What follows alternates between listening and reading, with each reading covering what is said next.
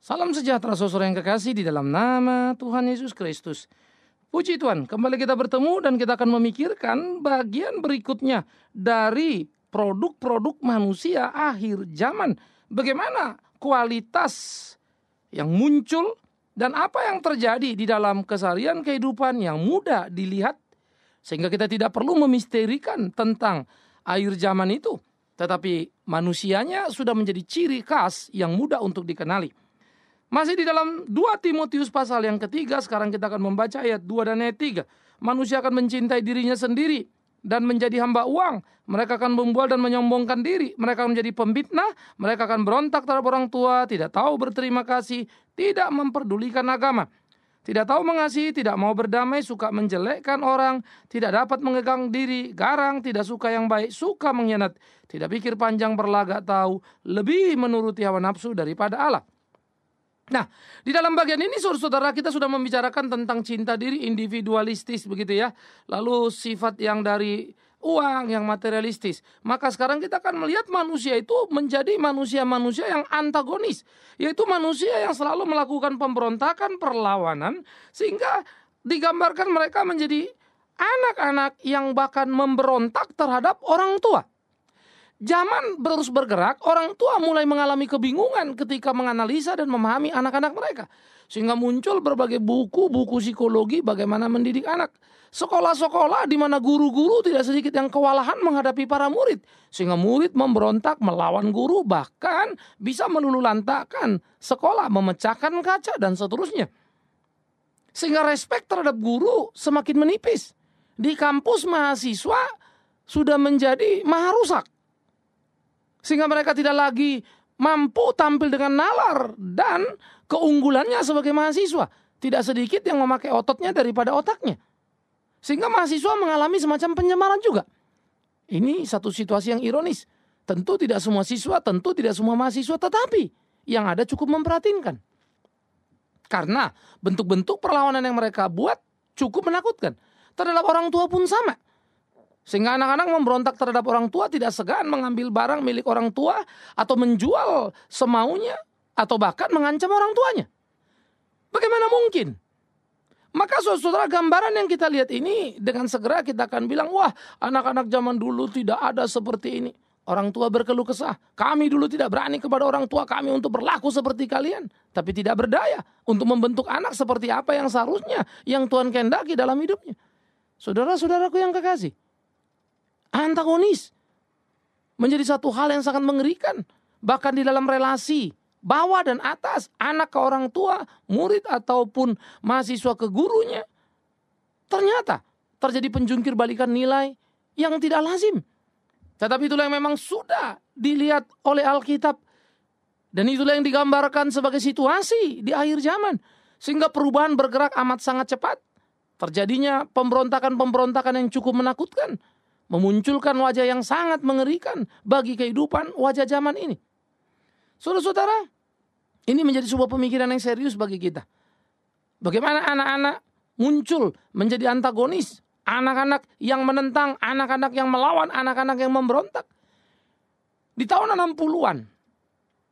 Ya, bagaimana kemudian Amerika menghadapi pergolakan-pergolakan yang disebut dengan X generation. Satu generasi X yang muncul karena diwarnai oleh pertandingan antara orang tua. Di mana perempuan bertanding dengan laki-laki untuk memiliki karier tinggi. Dua-dua bekerja dan terus berkarier secara luar biasa, mengakibatkan anak-anak terabaikan. Maka kemudian anak-anak mulai mengenal drugs. Gaya hidup hipis dikembangkan. Pemberontakan dimunculkan. Sebagai konsekuensi pilihan dari orang tua. Jadi satu generasi memilih kepuasan untuk dirinya dan tanpa sadar ia mengabaikan bahkan menghancurkan generasi berikutnya. Sehingga sebetulnya kalau kita berbicara di akhir zaman, anak-anak yang nakal itu bukanlah anak-anak yang nakal, yang antagonis, yang berdiri sendiri.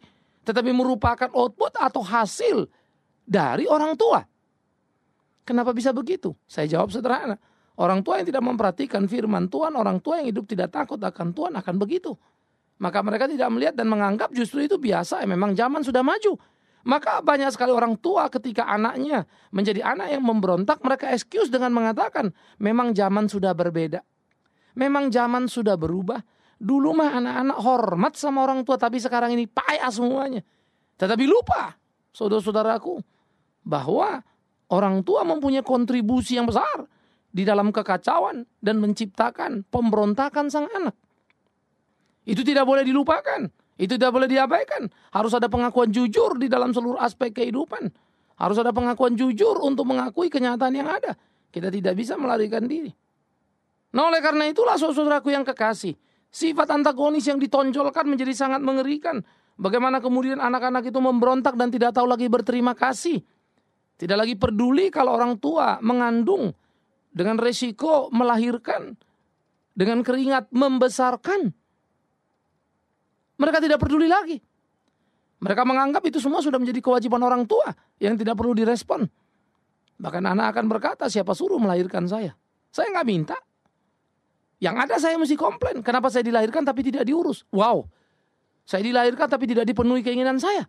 Maka terjadilah pembalikan logika sehat di dalam hubungan orang tua anak. Saudara-saudara, zaman semakin menakutkan, zaman semakin mengerikan. Apalagi kita memasuki milenium ketiga ini, di mana anak-anak hidup dalam dunia maya. Mereka hidup dari komputer ke komputer. Mereka memasuki dunia yang maya, bukan lagi dunia yang real. Sehingga makin hari mereka menjadi makin orang yang sulit bergaul. Bukan dengan orang luar, bahkan dengan orang tuanya. Mereka memberontak dengan model yang baru. Ada yang dengan drugs, ada yang dengan gaya hidup yang masa bodoh. Begitu cueknya, tidak mau tahu yang lainnya. Pemberontakan muncul dalam berbagai aneka ragam yang ditampilkan oleh anak-anak seturut dengan situasi dan cara orang tua mendidiknya. Nah, oleh karena itulah virus akhir zaman di mana antagonis menjadi model bagi banyak orang sehingga pemberontakan-pemberontakan dimunculkan. Maka di dalam kehidupan sehari-hari kita juga melihat, bukan di rumah tangga, bukan saja di sekolah atau di kampus, bahkan dalam kehidupan bernegara. Orang muncul melawan kemapanan. Orang muncul melawan kepada satu situasi sebagai bentuk frustrasinya terhadap hidup yang tidak bisa dihadapinya. Tidak mampu lagi untuk menghormati, tidak mampu lagi untuk menghargai orang lain. Rasa respek makin tidak kelihatan. Semua orang tampil tidak tahu terima kasih. Hanya mampu menggugat apa yang menjadi hak diri menurut ukuran diri pula lagi, bukan menurut ukuran kebenaran. Sehingga terjadilah kengerian-kengerian tadi, saudaraku. Pemberontakan yang tidak pernah berkehentian. Maka kekerasan demi kekerasan mewarnai hari-hari kehidupan kita. Sehingga orang menjadi cenderung antagonis. Mengekspresikan dengan emosi yang mengerikan. Membakar ini, membakar itu, dan seterusnya. Ironis, tapi itu terjadi.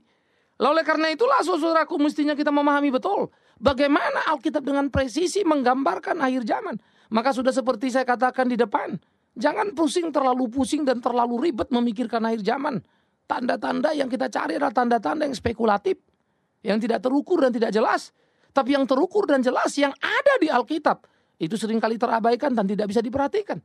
Jelas orang makin individualis, jelas orang makin materialistis, jelas orang makin antagonis. Tidakkah itu mengingatkan kita, menyadarkan kita bahwa kita di dalam rumah tangga Kristen sudah banyak yang jebol? Virus akhir zaman itu sudah masuk ke dalam rumah. Tapi kita hanya merasa dan masih merasa orang Kristen yang melayani Tuhan dan seterusnya. Sehingga kadang-kadang banyak keluarga-keluarga Kristen malah menutupi aib pemberontakan anaknya. Karena dianggap aib ditutup-tutupin. Sehingga kita menjadi orang Kristen yang tidak jujur. Tapi ini penyakit gereja juga. Sehingga kita terjebak pada kemunafikan yang sangat mengerikan. Wow, saudaraku yang kekasih. Ini menjadi perhatian serius kita yang perlu. Terlalu banyak orang mengklaim dirinya hebat, suci, tulus, mulus.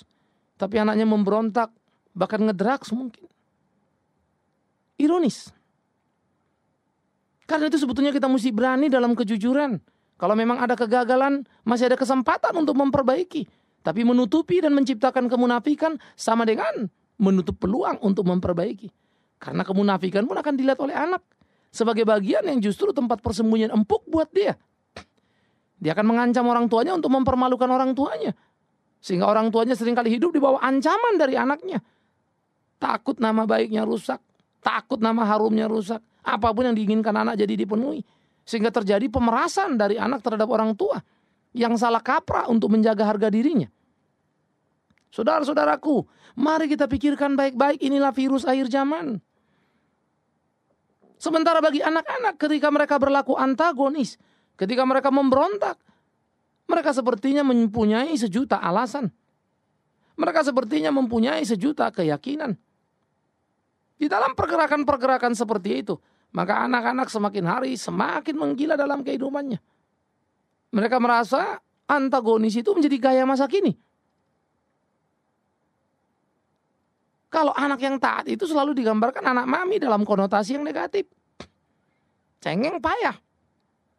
Anak yang tidak berkelahi dianggap anak, bukan anak. Anak laki yang payah itu. Anak perempuan terlalu lembut, terlalu feminim, dianggap tidak lagi pada tempatnya. Anak perempuan harus berani melawan anak laki. Itu pameonya.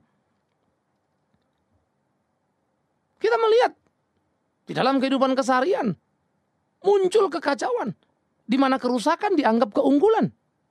Di mana penyelewengan dianggap pilihan yang tepat sebagai satu konsekuensi zaman tadi.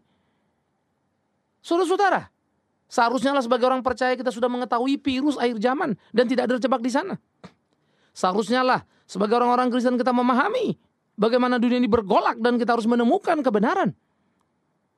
Jadi buat apa kita hidup sebagai keluarga Kristen? Berteriak tentang penyakit, berteriak tentang penyakit dunia ini, berteriak tentang dosa, berteriak tentang akhir zaman. Padahal kita pada saat yang bersamaan sudah menjadi korban dari ukuran apa yang digambarkan oleh Rasul Paulus. Kita menjadi orang yang individualis. Tapi kita lagi bicara hati-hati antikris. Kita sudah individualis. Hati-hati antikris. Kita materialistis. Hati-hati antikris. Kita antagonis. Hati-hati antikris. Anak tidak bisa kita atur. Hati-hati antikris. Semua kita teriakan. Tapi saat bersamaan virus sedang menggerogoti kehidupan kita, kehidupan rumah tangga kita. Tidak ada orang tua bukan yang benci pada anaknya. Tidak ada orang tua yang ingin anaknya jadi jahat. Tetapi tanpa sadar, tanpa kita sengaja, kita seringkali menjadi penyumbang saham terbesar untuk menjadikan anak kita pemberontak. Camkan, pikirkan sikap hidup kita, waktu yang kita berikan kepada mereka, cara kita mendidik mereka, kekecewaan-kekecewaan yang ditimbulkan oleh kita terhadap mereka. Kecewa karena cari papa nggak ada melulu. Papa lebih banyak waktu untuk kerja. Kecewa cari mama, nggak selalu ketemu. Arisan sana sini dan seterusnya. Aktivis ini, aktif itu. Mama yang kelihatan mau modern, mau hebat. Anak terabaikan. Papa mama yang selalu berpacu demi gengsi menumpuk materi. Tetapi tidak lagi punya waktu untuk anak yang membutuhkan belas kasihan. Sehingga si anak terluka. Ia seperti bom waktu yang menunggu waktu saja. Semakin dia bertumbuh besar, pemberontakannya semakin tampak nyata. Semakin bertambah usianya, semakin gilalah pemberontakannya. Sebetulnya anak yang memberontak tak lebih dari sebuah sistem di mana dia menjadi korban dari sistem yang salah. Sistem orang tua mendidik.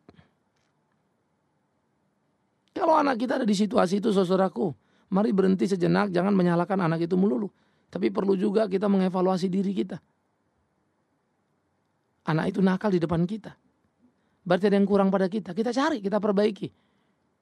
Say sorry sama anak-anak. Mulai ajak ngobrol. 4 mata. Jangan terlalu formal. Informal saja. Namanya juga anak sama orang tua. Ciptakan hubungan yang menarik, bukan? Ini perlu untuk dipikirkan. Atau kita akan membiarkan keluarga kita menjadi korban dari virus akhir zaman ini. Di mana anak kita biarkan menjadi antagonis. Sementara kita pun jadi egois. Mau menang sendiri dan tidak mau tahu yang lainnya. Betapa mengerikannya. Nah, oleh karena itulah saudara yang kekasih, di dalam bagian-bagian seperti itu kita akan melihat bagaimana hidup manusia menjadi hidup yang sangat menakutkan. Menjadi hidup yang sangat mengerikan. Karena itu bagaimana seharusnya manusia menyikapi kehidupan seperti apa yang Tuhan kehendaki, sehingga manusia tidak terjebak pada perangkap-perangkap yang salah di hidupnya. Camkan, pikirkan. Bagi anak-anak yang sudah terjebak pada perangkap kemarahan, yang tiap hari hanya diliputi oleh luapan kebencian, menumpahkannya di rumah atau di luar rumah. Demi Tuhan yang hidup, hargai hidupmu. Jangan terseret di situ. Jangan terjebak pada perangkap yang salah, sehingga engkau menjadi korban sistem zaman. Tapi bangunlah, tetaplah masa depan. Masih tersedia waktu untuk perbaikan, supaya kau bisa mempunyai masa depan. Virus akhir zaman menggila. Sementara gereja asik-masik, kita asik-masik berbicara antikris yang tak jelas wujudnya. Padahal Alkitab sudah memperingatkan yang tampak nyata dan sedang terjadi di sekitar kita, tapi kita tidak sadari. Perubahan kualitas hidup, saudaraku. Sudah jelas, orang individualitis, materialistis, antagonis, jauh dari Kristus, bukan? Dan semakin jauh, dan celakanya, semakin sering mereka melakukan sikap itu, mereka rasa itu benar, dan menjadi standar baru bagi mereka. Ironis. Karena itulah saudara yang kekasih, kita perlu untuk membongkar seluruh nilai-nilai hidup, untuk menggapai apa yang Tuhan mau, supaya kita jangan jadi salah. Suara kenabian harus dikumandangkan, kebenaran harus diberitakan sekalipun menyakitkan, tidak mengenakan. Tapi haruskah kita menjadi korban dari ketidaktahuan, kesungkanan, atau bahkan kemunafikan? Nah, saudara-saudaraku yang kekasih, mari bangun. Dan dengan keberanian di dalam pimpinan roh Tuhan. Sebagai orang tua, kita sama-sama mengevaluasi diri kita. Apa yang kurang, apa yang salah. Jangan buru-buru menjatuhkan vonis pada anak-anak kita. Sebaliknya, sebagai anak, camkan, pikirkan. Engkau masih punya masa depan yang harus kau pertaruhkan. Perbaiki jalan kehidupan, sekalipun orang tua tidak menyenangkan. Karena keputusan demi keputusan penting harus dilakukan, supaya kita jangan hancur di kehidupan. Dari gereja, tentunya kita diingatkan untuk memperhatikan betapa pentingnya hal-hal seperti ini diperhatikan. Sehingga orang tak terjebak hanya pada sekedar untuk berkumpul dalam ibadah, di mana orang senang karena banyak temannya di sana. Di mana orang senang karena bisa memuaskan rasa haus dan keingintahuannya. Tetapi sebetulnya tidak ada sentuhan spiritual yang terjadi. Hanya terjebak pada ritual yang disukainya karena cocok dengan kemudahan usianya. Tapi spiritual, ia kehilangan arahnya. Sehingga cepat atau lambat, ia tinggal menunggu badai dunia bertiup ke arahnya. Maka terlemparlah dia karena tidak pernah berakar kuat di dalam gereja. Gak gampang ya. Karena itu saudara, kita dituntut sebagai orang-orang percaya untuk visioner di dalam kehidupan ini. Melihat jauh ke depan, menatap apa yang terjadi dalam pertandingan kehidupan zaman. Sehingga kita tidak terjebak pada perangkap-perangkap yang salah, menjadi korban dari zaman. Karena virus akhir zaman sangat ganas. Dia menggerogoti bukan saja orang tua, tapi orang muda. Bukan saja pria, tapi juga wanita. Bahkan anak-anak seperti menjadi pewaris saja, yang mewarisi satu kehidupan yang salah.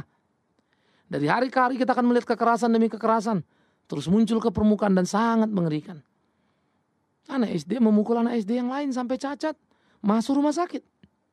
Bagaimana bisa kekejaman itu terjadi? Ya, terjadi karena bentuk pendidikan yang salah tadi. Anak-anak mungkin dapat tontonan yang salah. Sudah tontonan salah, tontonan kekerasan, ampun. Orang tua pun tak memperhatikan dan kecolongan. Tak mampu memberikan pembandingan, pemahaman yang realistis kepada sang anak. Kenapa? Karena orang tua tadi tidak punya waktu. Dengan alasan mencari kepentingan rumah. Padahal tidak jelas ukuran yang dikehendaki. Saudaraku, kita mesti berani jujur untuk mengakui apa yang sedang terjadi di sekitar kita. Kita mesti berani jujur untuk mengkoreksi seluruh struktur dan cara berpikir kita. Sehingga kita tidak terjebak pada perangkap-perangkap yang salah tadi. Antagonis tidak akan pernah berhenti. Dunia yang kita lihat semakin hari semakin menjadi-jadi. kekerasan, perlawanan anak terhadap orang tua terus bertambah dan tidak terhenti. Kepahitan, kegetiran banyak orang tua. Air mata seringkali sudah kering, anak tak berubah. Awas, jangan meratapi hidup. Jangan sekedar meratapi anak. Atau kemudian kita menyumpah anak terkutuk, kau bukan anakku. Itu mungkin konklusi yang sederhana. Tapi punyakah kita waktu untuk memeriksa diri? Punyakah kita waktu untuk menyadari kesalahan diri? Dan punyakah kita waktu untuk memperbaiki sehingga memenangkan anak yang notabene anak yang kita kasihi, bukan? Kasih yang salah, kemanjaan yang salah juga bisa merusaknya. Karena itu ketepatan hanya mungkin kalau firman yang ada menguasai, menolong, menuntun, mengelola, memenangkan kita dalam hidup kita. Itu yang perlu. Nah, oleh karena itulah saudaraku yang kekasih, camkan, pikirkan di dalam kehidupan kita. Bagaimana kita mau memenangkan zaman ini. Atau kita akan jadi pecundang karena kita tidak pernah mampu mengenali. Jangan terjebak hanya rutinitas. Ketika Anda pergi ke gereja, pergilah ke gereja dan dengarkan firman dengan sungguh. Belajar dan perhatikan. Koreksi dirimu. Temukan kesejatian kebenaran. Maka ada harapan pada kita. Untuk melewati dan menjadi pemenang. Di tengah amuk dan kerusakan akhir zaman ini. Jangan gelisah. Jangan takut. Zaman akhir yang kita jalani memang mengerikan. Zaman akhir yang kita jalani menunjukkan pemerosotan moralitas sehingga menuju titik rendahnya. Tapi sekaligus zaman akhir menjadi pertarungan yang sengit antara orang percaya dengan nilai-nilai dunia. Kalau terbawa, Anda hanyut, selesailah sudah. Tapi Anda mengerti kebenaran, Anda kuat. Anda akan menyelamatkan banyak orang. Tentukan posisimu. Paling tidak, selamatkan anak-anakmu. Tuhan menolong saudara. Amin. Mari kita berdoa. Ya Tuhan, kami bersyukur, kami berterima kasih jikalau kami boleh mengenal-Mu. Tapi kami berdoa mohon ampun kalau kami salah, tak melakukan kehendak-Mu. Sehingga anak-anak kami terjebak pada satu situasi yang pelik. Mereka menjadi anak-anak yang memberontak. Ampuni kesalahan kami. Mampukan kami untuk memeluk mereka kembali. Membawa mereka ke jalan yang benar. Tuhan, kami berdoa. Berikan kami bijaksana untuk menyiasati kehidupan di dunia ini. Sehingga kami tidak salah arah. Tapi tepat melangkah untuk puji hormat bagi nama-Mu ya Tuhan. Karena itulah kami berdoa dan menyerahkan segenap hidup kami dalam tangan-Mu. Tuntun pimpin kami dalam cinta kasih-Mu untuk kami boleh hidup guna puji hormat bagi nama-Mu. Supaya di dalamnya sungguh nama Tuhan yang dipermuliakan, ditinggikan dan diagungkan. Demi Yesus Kristus Tuhan yang hidup. Kami berdoa bersyukur dan terus mohon pimpinan Tuhan dalam sepanjang kehidupan ini. Terima kasih Bapa di dalam surga. Terpujilah nama-Mu kekal selama-lamanya. Dalam nama Yesus Kristus Tuhan kami berdoa. Amin.